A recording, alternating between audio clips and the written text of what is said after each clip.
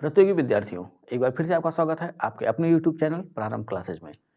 कई दिन बाद हम मिल रहे हैं, यानी कि कई दिन बाद आपको ये वीडियो क्लास उपलब्ध हो रही है। पेट की परीक्षा की वजह से उधर वीडियो नहीं पढ़ पाई और उसके बाद कुछ ऐसी परिस्थितियां आई जिसकी वजह से वीडियो बनाना संभव नहीं हो सका। लेकिन इस दौरान आपने भी सोचा होगा, मैंने भी सोचा, पेट का पेपर हुआ, पेट के पेपर के क्वेश्चन को देख के कैसा लगा या कैसा महसूस हुआ, कैसे पढ़ना चाहिए। कुछ लोगों का तो मन किया होगा कि अब पढ़े ही ना, लेकिन ऐसा नहीं है। क्वेश्चन वही है, पूछने का तरीका बदला है।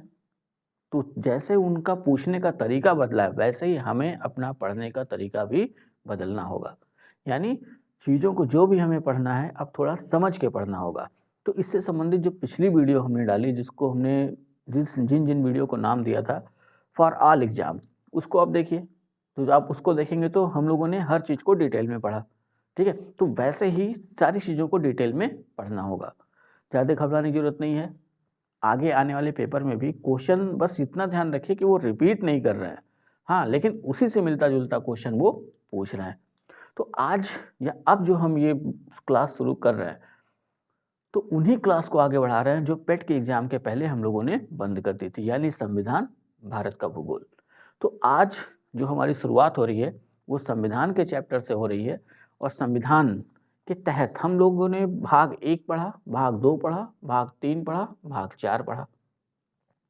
अगर यहीं पूछा जाए कि भाग 1 क्या पढ़ा हम लोगों ने, तो भाग 1 में हम लोगों ने देखा संघ और उसका राज्य क्षेत्र, भाग 2 में देखा हम लोगों ने नागरिकता, भाग 3 में देखा मूल अधिकार, भाग 4 में देखा राज्य के नीति के निर्देशक तत्व और भाग 4 क में देखा मौलिक कर्तव्य।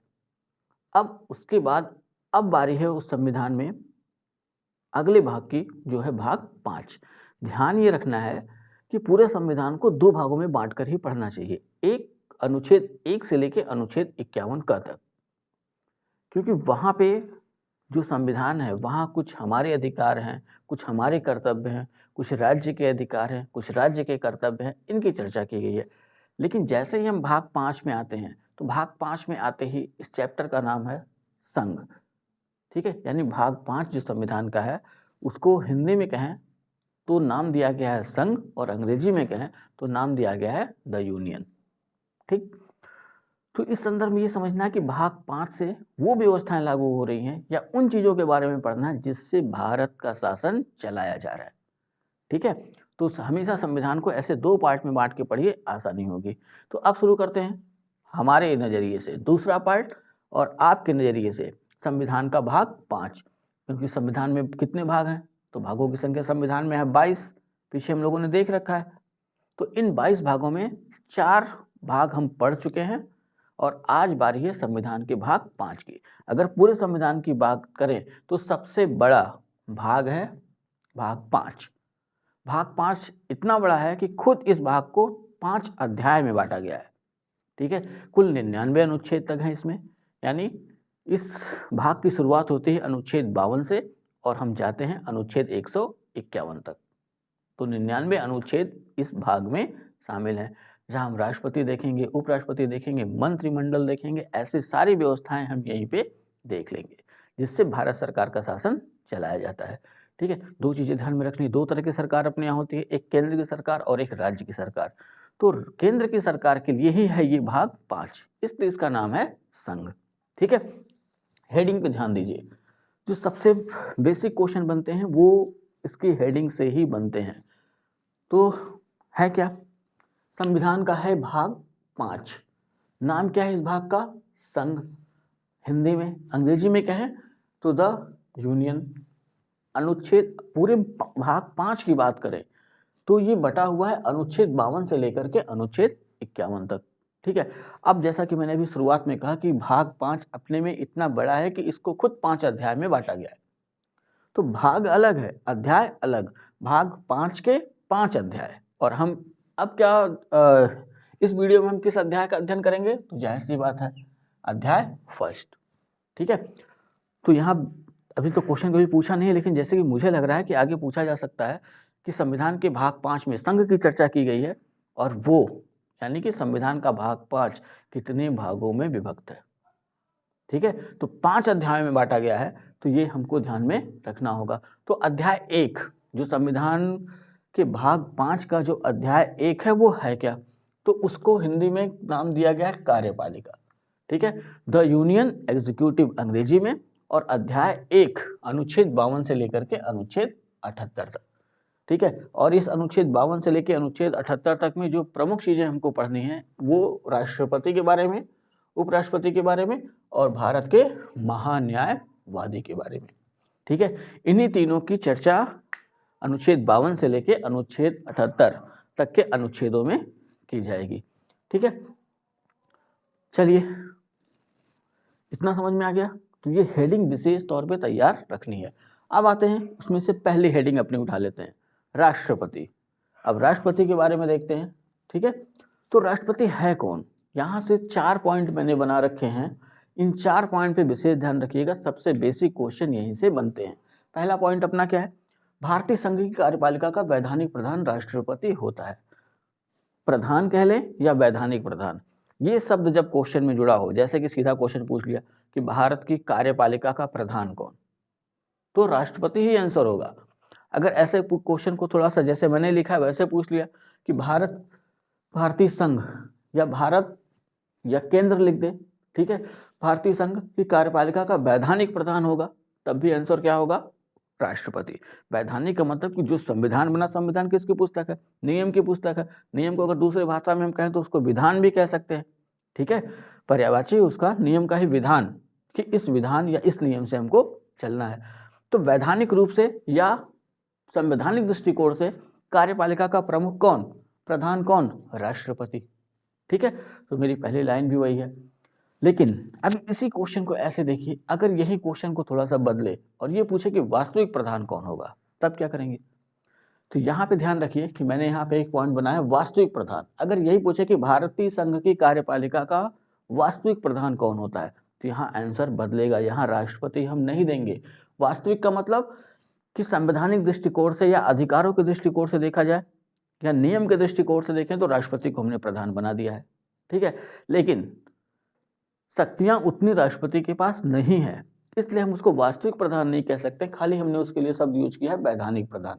वास्तविक प्रधान की बात करें तो मैंने 3 सेंटेंस यहाँ लिखे हैं। अब ये ध्यान रखना है कि 3 तरह से क्वेश्चन अभी तक इन्होंने बनाए हैं प्रश्न पूछते समय। तो अभी तक देखने में आया है कि कोई ना कोई एक ही होता है उसमें। ठीक है, मंत्रिमंडल हो सकता है ऑप्शन में, ठीक, तो वो आंसर हो जाएगा। अगर प्रधानमंत्री दिया है तो वो उत्तर हो जाएगा हमारा, अगर संसद दिया है तो वो। लेकिन अब अगर कोई ऐसा क्वेश्चन बने जिसमें ये तीनों ऑप्शन में हो, ठीक है, कि भारतीय संघ की कार्यपालिका का वास्तविक प्रधान होता है और तीनों को वहां रख दिया जाए, ऑप्शन में ए मंत्रिमंडल, बी प्रधानमंत्री, सी संसद, ठीक, और डी विधानसभा लिख लेते हैं या राज्यसभा, ऐसे करके। ठीक है, तो अब ये ध्यान रखिएगा कि ऐसे कंडीशन में अब ये क्वेश्चन हो गया व्यक्तिवादी। व्यक्तिवादी का मतलब कि मंत्रिमंडल, यहाँ पे ध्यान रखिए मंत्रिमंडल के संदर्भ में थोड़ा सा आगे हम पढ़ेंगे। अभी मैं चर्चा कर देता हूँ कि प्रधानमंत्री की नियुक्ति राष्ट्रपति करेगा, ठीक है, और प्रधानमंत्री की सलाह से अन्य मंत्रियों की नियुक्ति भी राष्ट्रपति करेगा।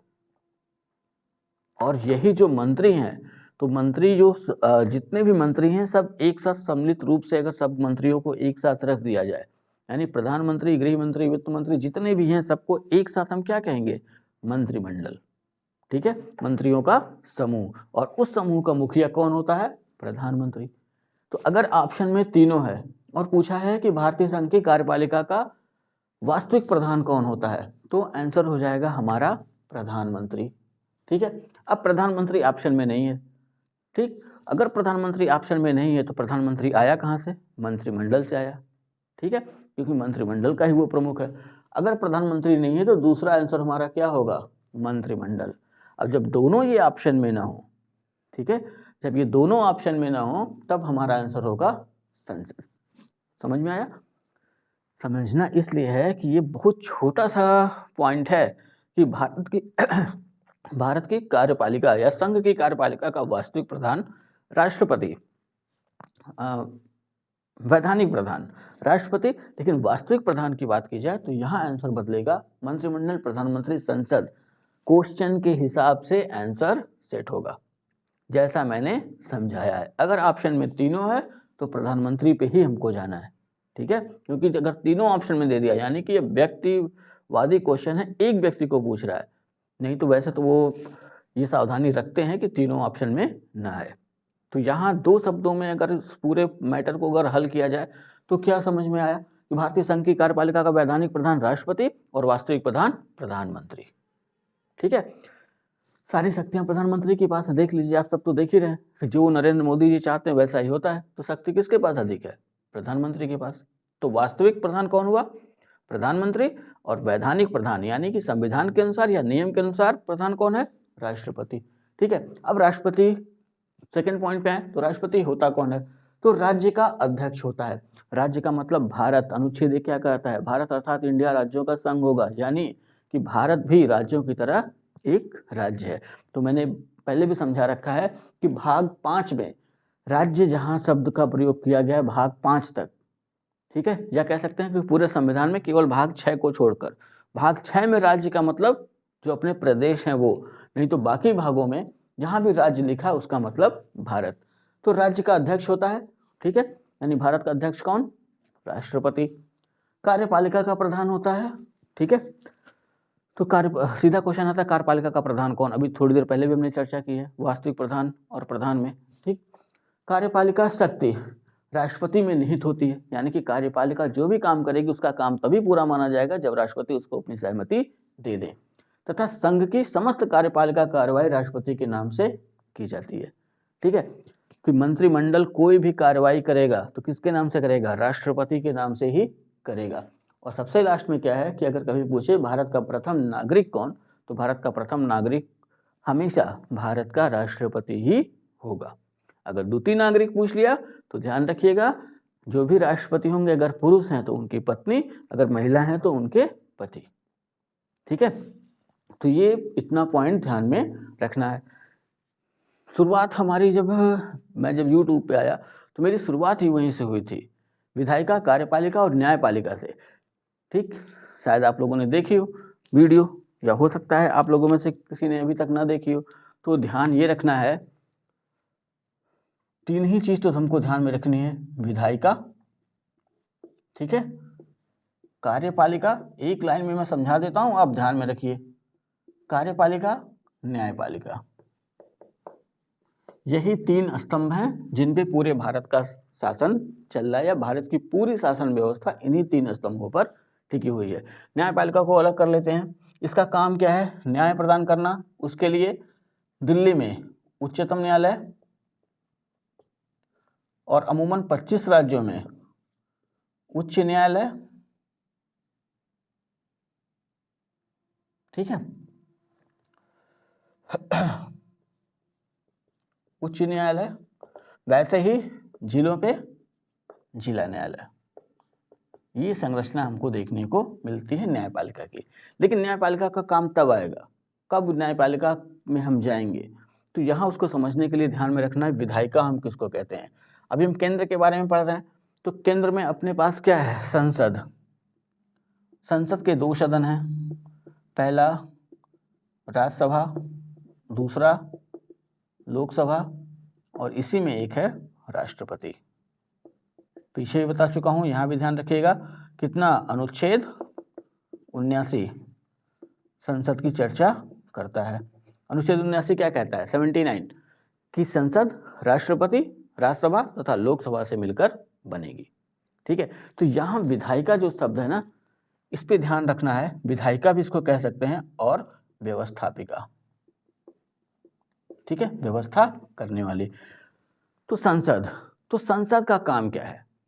ठीक है, संसद का काम है पूरे भारत के लिए नियम बनाना, ठीक, इसलिए इसको नाम दिया गया है विधायिका, विधान बनाने वाली, ठीक। अगर शाब्दिक अर्थ निकालें तो अब इसने विधान बना लिया संसद ने, अब इस विधान को पूरे भारत में लागू कौन करेगा? तो उसके लिए है कार्यपालिका, ठीक है।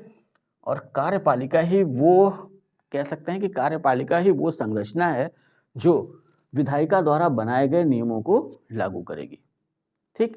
अब ये दोनों का काम तो क्लियर हो गया। अब अगर संसद ने कोई नियम बनाया, कार्यपालिका ने उसको लागू किया और कोई ऐसा व्यक्ति है भारत में, कोई ऐसी संस्था है जो उन नियमों को नहीं मान रहा है या उस नियम से उसके किसी अधिकार का हनन होता है, तो वो कहाँ जाएगा? न्यायपालिका। समझ में आ गया? ये तीनों का एक रैखिक संबंध है, एक साथ इसको समझना है कि विधायिका यानी संसद का काम है नियम बनाना, ठीक है। उस नियम को लागू कौन करेगा? वो है कार्यपालिका, ठीक। अब उस नियम का अगर उल्लंघन होता है तो उसमें दंड देना है कि नहीं देना है, उसके लिए जिम्मेदार कौन होगा? न्यायपालिका, ठीक है। तो ये तीनों एक साथ जुड़े हुए हैं। अब कार्यपालिका क्या है? तो कार्यपालिका का मतलब केंद्र में मंत्री होते हैं अपने पास, सबसे प्रमुख है प्रधानमंत्री और उसके नीचे अनेक मंत्री होते हैं, जैसे गृह मंत्री, रक्षा मंत्री, वित्त मंत्री, शिक्षा मंत्री, ऐसे ही लगभग जितने मंत्री, जितनी भी लोकसभा की संख्या है उसके 1/15 या 15% तक ही मंत्री पद दिए जा सकते हैं, ठीक है। तो ये ध्यान रखना है कि जो मंत्रियों का आप समूह देख रहे हैं ना, तो अभी जैसा कि मैंने बताया कि प्रधानमंत्री की नियुक्ति राष्ट्रपति करेंगे और प्रधानमंत्री की सलाह से अन्य मंत्रियों की नियुक्ति भी राष्ट्रपति करेंगे। तो इतना तो क्लियर हो गया। अब सारे मंत्रियों को एक साथ मिला दें तो ये बन जाता है अपना मंत्रिमंडल, ठीक। अब ये मंत्रिमंडल क्या करता है? विधायिका द्वारा जो नियम बनाया गया, जिस विभाग से संबंधित है उस विभाग को सौंप दिया जाएगा और वो विभाग क्या करता है? ये भी इस विभाग के पास होती है अधिकारियों और कर्मचारियों की फौज, ठीक है। तो अधिकारियों और कर्मचारियों की जो फौज है वो क्या करेगी कि उस नियम को भारत के हर लाभान्वित या जिनको लाभ चाहिए उस आखिरी व्यक्ति तक पहुंचाना। इसको ऐसे समझिए कि केंद्र में क्या है? संसद, राज्य में क्या है? विधानमंडल, कहीं कहीं केवल विधानसभा है, कहीं कहीं विधानसभा और विधान परिषद भी है। और उसके बाद हर राज्य, भारत बटा हुआ राज्यों में, राज्य बटे हुए हैं मंडलों में, मंडल बटे हुए हैं जिलों में, जिला बटा हुआ है तहसील में, तहसील बटा हुआ है ब्लॉक में, और ब्लॉक बटे हुए हैं ग्राम पंचायतों में, और ग्राम पंचायतें बटी हुई हैं गांव में। आज भी प्रशासन की सबसे छोटी इकाई क्या है? गांव। और सबसे बड़ी इकाई जो केंद्र में है, यानी आज के समय में भारत, ठीक है। भारत बटा हुआ 28 राज्य और 8 केंद्र शासित प्रदेश में, और हर राज्य बटा हुआ है मंडल में, और वो मंडल बटे हुए हैं जिलों में, जिला बटा हुआ है तहसीलों में, तहसील बटे हुए हैं ब्लॉक में, ब्लॉक बटा हुआ है ग्राम पंचायतों में, और ग्राम पंचायतें बटी हुई हैं गाँवों में, ठीक है।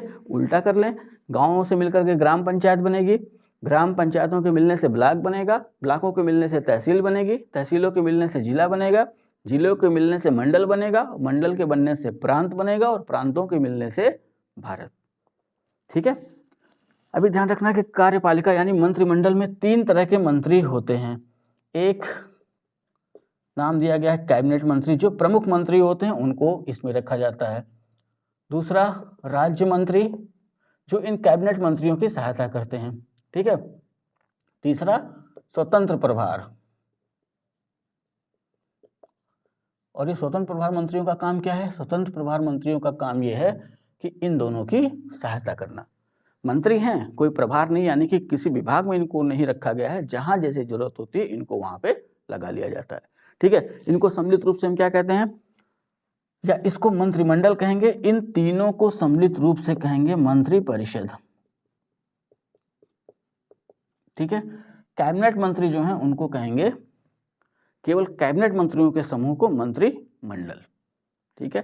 तो ये विशेष सावधानी रखिएगा पढ़ते समय, जैसे मैंने अभी बोलते समय भी शायद 1-2 जगह बोल दिया, लेकिन अब सुधार रहा हूँ कि मंत्रिमंडल जहाँ शब्द आएगा यानी कि केवल कैबिनेट मंत्री, और जैसे ही मंत्रिपरिषद शब्द आएगा यानी कैबिनेट मंत्री, राज्य मंत्री, स्वतंत्र प्रभार मंत्री, जितने भी मंत्री हैं सब। दूसरे ध्यान रखना है कि मंत्री आएंगे कहाँ से? लोकसभा से और राज्यसभा, दोनों से इनका चयन किया जा सकता है, ठीक है। और ऐसा व्यक्ति भी मंत्री बन सकता है जो न लोकसभा का सदस्य हो न राज्यसभा का सदस्य हो, लेकिन उसके साथ एक बाध्यता ये होगी कि 6 महीने के भीतर उसको किसी न किसी एक सदन की सदस्यता ले लेनी होगी, ठीक है। ये तो समझाने के लिए था कि कार्यपालिका है क्या। अब कार्यपालिका का प्रमुख कौन? थोड़ी देर पहले हमने देखा था राष्ट्रपति, ठीक, अब पूरे लाइन को एक साथ समझिए। राष्ट्रपति अपनी सहायता के लिए नियुक्त करता है प्रधानमंत्री की, ठीक है, और प्रधानमंत्री अपनी सहायता के लिए नियुक्त करते हैं अनेक मंत्रियों की। समझ में आ गया? और ये मंत्री क्या करते हैं, हर विभाग के साथ जुड़ जाते हैं और इनके काम को करने के लिए अब पूरे भारत में विधायिका यानी संसद द्वारा बनाए गए नियमों को पहुंचाने के लिए एक अधिकारियों से लेकर कर्मचारियों की फौज होती है, जो संसद द्वारा बनाई गई किसी भी योजना या किसी भी लाभ को उस आखिरी व्यक्ति तक पहुंचाने का काम करती है जिसकी उसको जरूरत है। ठीक है, तो इसी कार्यपालिका का प्रमुख कौन है? राष्ट्रपति। ठीक है, अब आते हैं अनुच्छेदों पर।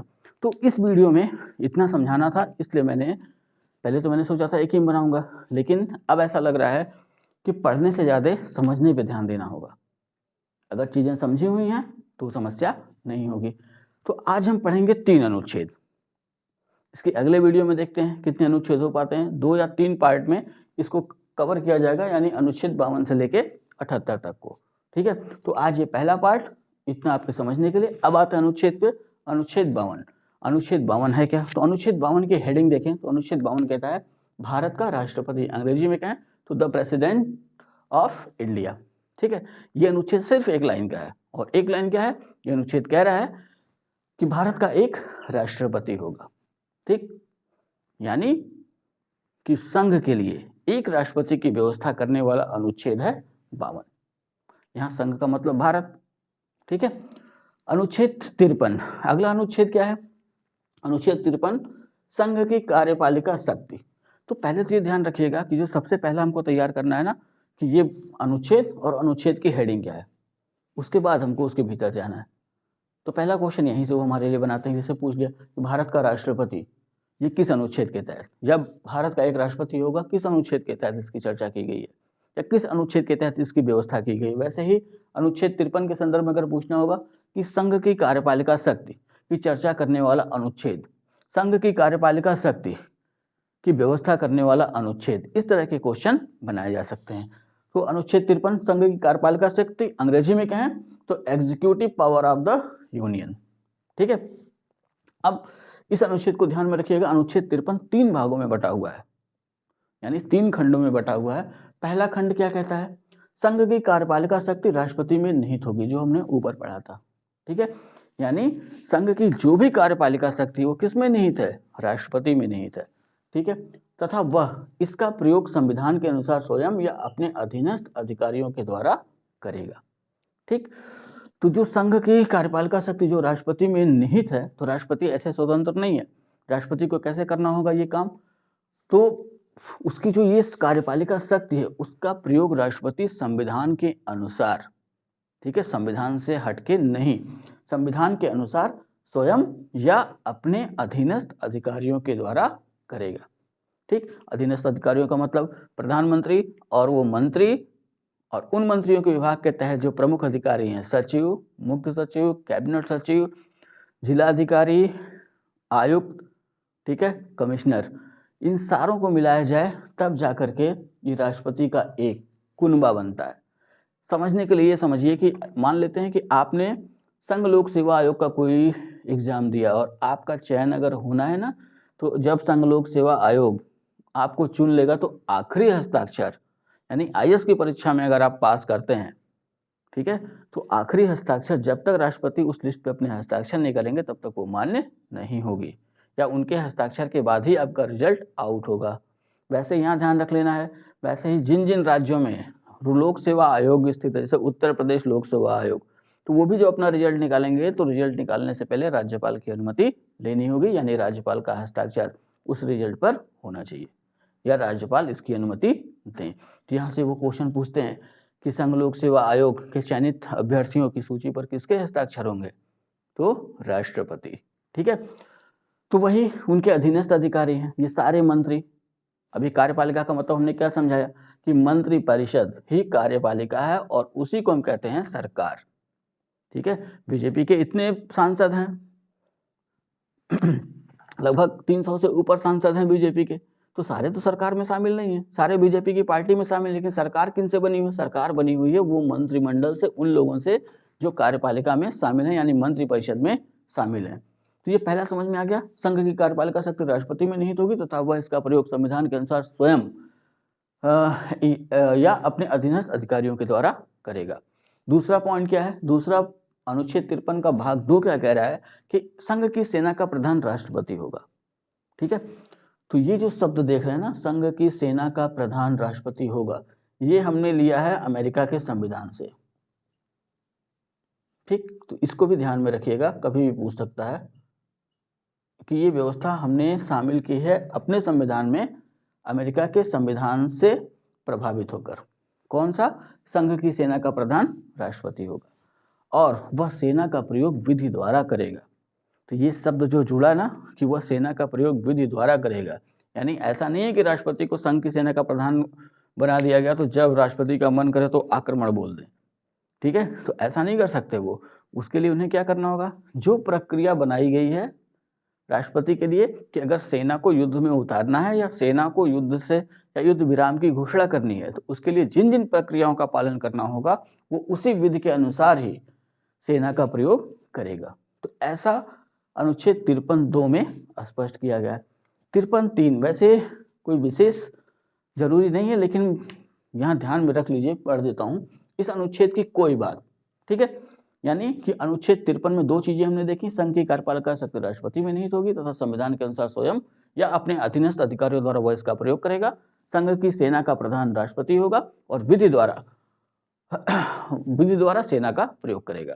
तो इन 2 को ध्यान में रख के नीचे एक और जोड़ दिया गया कि इस अनुच्छेद की कोई बात, यानी अनुच्छेद 53 फर्स्ट सेकंड का अपवाद है अनुच्छेद 53 का तीसरा पॉइंट। क और ख में बटा हुआ। क क्या है?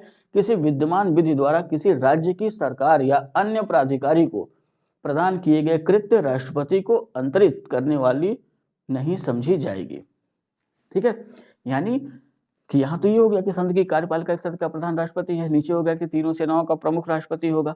लेकिन अगर कोई अन्य अधिकार किसी अन्य व्यक्ति को दिया गया है, जैसे CDS को ले लेते हैं, जो भारत के सेना के प्रमुख, भारतीय थल सेना के प्रमुख, भारतीय जल सेना के प्रमुख, तो इनके पास भी तो कुछ सेना से संबंधित अधिकार हैं। तो अगर वो अधिकार उनके दिए हैं तो ये न समझा जाए कि वो राष्ट्रपति की शक्ति की अवहेलना कर रहे हैं। ठीक है, यहाँ पे यही स्पष्ट कर दिया गया। वैसे ही 53 थर्ड के ख में बताया गया, राष्ट्रपति से भिन्न अन्य प्राधिकारियों को विधि द्वारा कृत्य प्रदान करने से संसद को निवारित नहीं करेगी। यानी इस अनुच्छेद की जो दोनों बातें हैं ना, वो संसद को ऐसा अधिकार देती हैं कि वो कार्यपालिका शक्ति, जो शब्द यहाँ हम देख रहे हैं ना, कार्यपालिका शक्ति से संबंधित कुछ अधिकार विधि द्वारा राष्ट्रपति से भिन्न अन्य प्राधिकारियों को, जैसे राज्यपाल की कुछ शक्तियों को बढ़ा सकती है। ठीक है, राज्यपाल भी तो जैसे राष्ट्रपति केंद्र का, वैसे राज्यपाल कहाँ का? राज्यों का प्रधान हुआ। तो वैसे ही एक विधि कौन बनाएगा? संसद बनाएगी। तो यहाँ स्पष्ट कर दिया गया कि अगर संसद कोई विधि बनाती है तो वो विधि मान्य होगा, यानी निवारित का मतलब कि संसद को रोका नहीं जा सकता। ठीक है, और उससे राष्ट्रपति के मान में कोई कमी नहीं आएगी। तो ये थोड़ा सा ज़्यादा डीपली है, तो यहाँ बस इतना ध्यान में रखिएगा, तो लिखे रहेंगे तो अच्छा रहेगा। ठीक है, तो ये अनुच्छेद 53 रहा अपना। अनुच्छेद 54 क्या कहता है? राष्ट्रपति का निर्वाचन। ठीक, अब यहाँ समझ लेना है, पहले तो ये ध्यान रखिएगा 52 में क्या है? भारत का राष्ट्रपति। 53 में क्या है? संघ की कार्यपालिका शक्ति। ठीक है, और 54 में क्या है? राष्ट्रपति का निर्वाचन। अंग्रेजी में क्या है? तो इलेक्शन ऑफ प्रेसिडेंट। ठीक है, राष्ट्रपति का निर्वाचन का मतलब कि इस अनुच्छेद में बताया गया है कि राष्ट्रपति का निर्वाचन होगा कैसे, यानी दूसरे शब्दों में कहें तो राष्ट्रपति को चुनेगा कौन। ठीक, तो अब देख लेते हैं राष्ट्रपति का निर्वाचन ऐसे निर्वाचक गण, ठीक है, के सदस्य करेंगे जिसमें, निर्वाचक गण का मतलब जैसे मान लेते हैं कि हम अयोध्या में हैं, तो अयोध्या लोकसभा सीट, तो अयोध्या लोकसभा सीट या अयोध्या लोकसभा क्षेत्र के अंतर्गत जितने भी व्यक्ति कितने साल से ऊपर हो, 21 के 18, मतदाता बनने के लिए हमारी आयु कितनी होनी चाहिए? 18। तो इस लोकसभा क्षेत्र में जितने भी 18 वर्ष के हैं और जिनका जिनका नाम, हाँ, आम भाषा में हम कहें तो मतदाता सूची, और अगर संवैधानिक भाषा में कहें तो निर्वाचक नामावली। ठीक है, तो संवैधानिक भाषा है निर्वाचक नामावली और आम भाषा है मतदाता सूची। ठीक, उसमें अगर दर्ज है तो उन्हीं को हम सम्मिलित रूप से क्या कहेंगे, निर्वाचक गण, यानी चुनने वाले सामान्य भाषा में। ठीक है, अब राष्ट्रपति का निर्वाचन होना है। राष्ट्रपति के निर्वाचन में कौन कौन भाग लेगा, यानी कि वो जो राष्ट्रपति के निर्वाचन की मतदाता सूची बन रही है उसमें कौन कौन शामिल होगा। ठीक, तो अनुच्छेद 54 दो भागों में बटा हुआ है, क और ख में। तो क क्या कहता है, अभी थोड़ी देर पहले हम लोगों ने क्या देखा, संसद के 3 अंग देखे, एक राष्ट्रपति को देखा, तो राष्ट्रपति को किनारे कर दीजिए। संसद के 2 सदनों के बारे में हमने देखा, एक है लोकसभा और एक है राज्यसभा। लेकिन बोलते समय और लिखते समय हमेशा ध्यान रखिएगा, पहले हम राज्यसभा लिखेंगे फिर लोकसभा। ठीक तो संसद के दोनों सदनों राज्यसभा एवं लोकसभा के निर्वाचित सदस्य, इसी शब्द पर ध्यान रखना है, निर्वाचित सदस्य पर। ठीक है, और राज्यों की विधानसभाओं के निर्वाचित सदस्य होंगे। ठीक, तो अब ध्यान क्या रखना है यहाँ पे, संसद के 2 सदन राज्यसभा और लोकसभा, इनके निर्वाचित सदस्य का मतलब कि एक चीज ध्यान रखना है कि पहले राष्ट्रपति लोकसभा में 2 एंग्लो इंडियन को मनोनीत करता था लोकसभा में। ठीक है, और राज्यसभा में 12 लोगों को अभी भी मनोनीत करता है।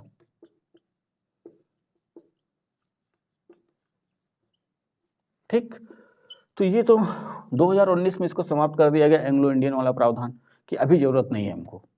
तो अब एंग्लो इंडियन अभी वर्तमान जो लोकसभा है उसमें मौजूद नहीं। वैसे ही राज्यों में भी एक एंग्लो इंडियन का प्रावधान था कि हर राज्य की विधानसभा में एक एंग्लो इंडियन को राज्यपाल मनोनीत करेंगे। ठीक है, तो यहाँ ध्यान रखना है कि मनोनीत वाले व्यक्ति वो राष्ट्रपति के निर्वाचन में भाग नहीं लेंगे। लेकिन वर्तमान में केवल राज्यसभा में 12 लोग ऐसे हैं जो राष्ट्रपति द्वारा मनोनीत किए जाते हैं, शिक्षा समाज सेवा से जुड़े व्यक्ति हैं। ठीक, 4 क्षेत्र हैं, इन क्षेत्रों से जुड़े हुए व्यक्तियों को राज्यसभा में राष्ट्रपति मनोनीत करते हैं। तो ये 12 जो लोग देख रहे हैं ये राष्ट्रपति के निर्वाचन में भाग नहीं लेंगे। खाली कौन भाग लेगा, वही लोग भाग लेंगे जो लोकसभा और राज्यसभा के लिए प्रत्यक्ष या अप्रत्यक्ष रूप से चुनकर आए हुए।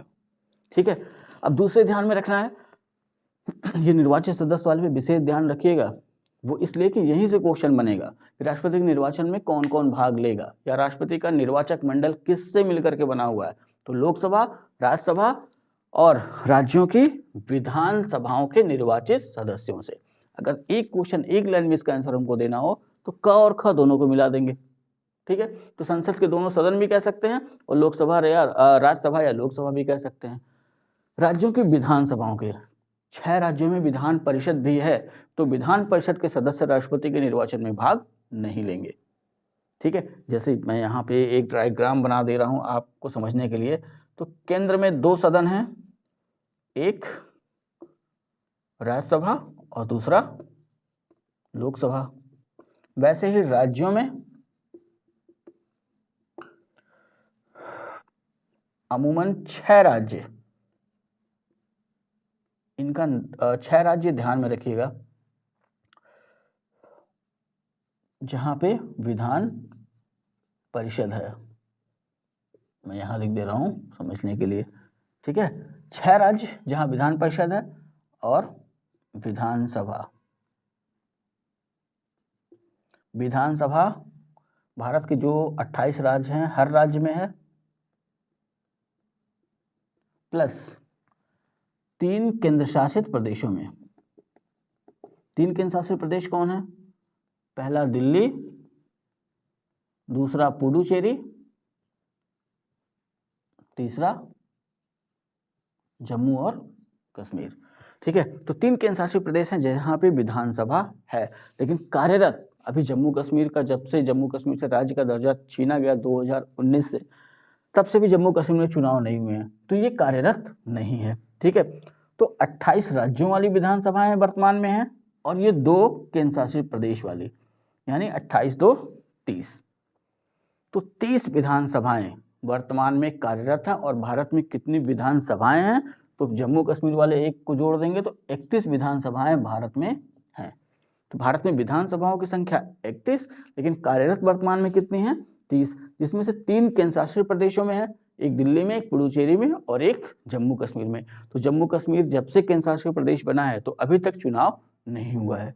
ठीक है, तो अब जो मुझे समझाना है वो ये कि राष्ट्रपति का निर्वाचन हो रहा है तो राज्यसभा के, लोकसभा के और किसके? विधानसभा, यानी राज्यसभा, लोकसभा और राज्यों की विधानसभाओं के कैसे सदस्य? निर्वाचित। ठीक है, निर्वाचित सदस्य राष्ट्रपति के चुनाव में भाग लेंगे, मनोनीत वाले राष्ट्रपति के चुनाव में भाग नहीं लेंगे। इसी पॉइंट को ध्यान में रखना है। ठीक है, और विधान परिषद ये राष्ट्रपति के चुनाव में भाग लेगी केवल 6 राज्य में, इसलिए नहीं। तो यही अभी पेट में भी क्वेश्चन पूछा था कि इनमें से कौन राष्ट्रपति के चुनाव में भाग नहीं लेता है, तो 3 तो भाग लिए, विधान परिषद भाग नहीं लेगी। ठीक है, ये अपनी दिमाग में रखना है हम लोगों को। ठीक, कि राष्ट्रपति के चुनाव में राज्यसभा, लोकसभा तथा राज्यों के विधानसभाओं के सभी निर्वाचित सदस्य भाग लेंगे, मनोनीत सदस्य नहीं लेंगे। जो 12 सदस्य राष्ट्रपति राज्यसभा में मनोनीत करता है वो क्यों नहीं भाग लेंगे? ऐसा इसलिए कि राष्ट्रपति ही मनोनीत किया और राष्ट्रपति का ही चुनाव होना है, तो 12 सदस्य राष्ट्रपति के कृतज्ञ यानी कि उनके आभारी हो सकते हैं और न चाहते हुए भी उन्हीं को वोट दे सकते हैं। इसलिए मनोनीत वालों को राष्ट्रपति के चुनाव से रखा गया है बाहर। ठीक है, अब अनुच्छेद 54 का एक स्पष्टीकरण है, वो क्या कहता है कि अनुच्छेद 54 और 55, ठीक है, अनुच्छेद 54 और 55 में प्रयुक्त राज्य शब्द में दिल्ली राष्ट्रीय राजधानी राज्य क्षेत्र और पुडुचेरी भी शामिल है। ठीक, यानी कि दिल्ली की विधानसभा और पुडुचेरी की विधानसभा के सदस्य भी राष्ट्रपति के निर्वाचन में भाग लेंगे, जैसा कि अभी नीचे आपको समझाया वैसे। ठीक है, तो बस ये तो संवैधानिक दृष्टिकोण से अलग अलग इसलिए पढ़ना होगा क्योंकि अगर पूछ लिया कि किस अनुच्छेद के तहत दिल्ली और पुडुचेरी के विधानसभा के सदस्यों को राष्ट्रपति के चुनाव में मतदान करने का अधिकार दिया गया, ठीक है, तो यही आंसर होगा अनुच्छेद 54। समझ में आ गया? तो इसलिए ध्यान में रखना है कि 28 राज्य हैं, वहाँ के विधानसभा के सदस्य तो भाग लेंगे ही लेंगे, साथ ही साथ दिल्ली और पुडुचेरी विधानसभा के सदस्य भी भाग लेंगे। अब मामला जो मेन फंस रहा है, क्या जम्मू कश्मीर की जो विधानसभा बन रही है, ये भी तो केंद्र शासित प्रदेश है, तो इसके सदस्य राष्ट्रपति के चुनाव में भाग लेंगे या नहीं? तो अभी इस बारे में चुनाव आयोग है मौन और संसद ने भी अभी इस संदर्भ में कोई विशेष टिप्पणी नहीं की, क्योंकि जम्मू कश्मीर में पहले से ही विधानसभा थी। ठीक है, तो यहाँ थोड़ा सा मामला उलझा हुआ है। जब जम्मू कश्मीर का चुनाव होगा तो हो सकता है कि संसद का ध्यान वहाँ जाए और इससे संबंधित कोई संशोधन हो।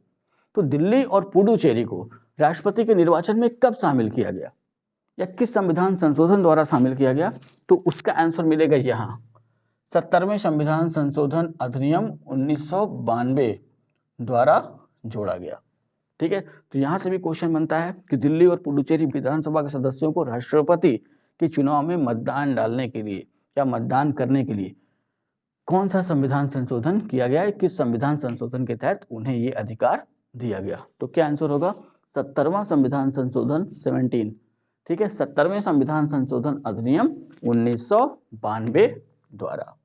ठीक, हाँ, तो इसमें समझना ज़्यादा था, तो अगर एक बार में ना समझ में आया तो वीडियो को 2 बार देख लीजिएगा, लेकिन इतना पहले उतारने के बाद जगह छोड़ते जाइएगा। जो मौखिक बोला गया है अगर काम का लगे तो उसको उतार लेना है।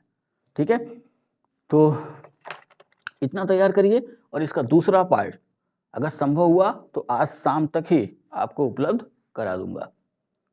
तो वीडियो अगर अच्छी लगी हो तो लाइक करिए, कमेंट करिए, वीडियो को शेयर करिए। जो चैनल पर अभी नए नए जुड़ रहे हैं या पहली बार वीडियो देख रहे हैं और चैनल को अभी तक सब्सक्राइब नहीं किया तो चैनल को सब्सक्राइब भी कर लें। साथ ही साथ अपने अन्य सहपाठियों तक भी अपने चैनल को पहुंचाएं, जिससे कि अधिक से अधिक लोग इसका लाभ ले सके। ठीक है, तो इतना तैयार करिए, अच्छे से तैयार करिए। मिलते हैं नेक्स्ट वीडियो में, तब तक के लिए जय हिंद।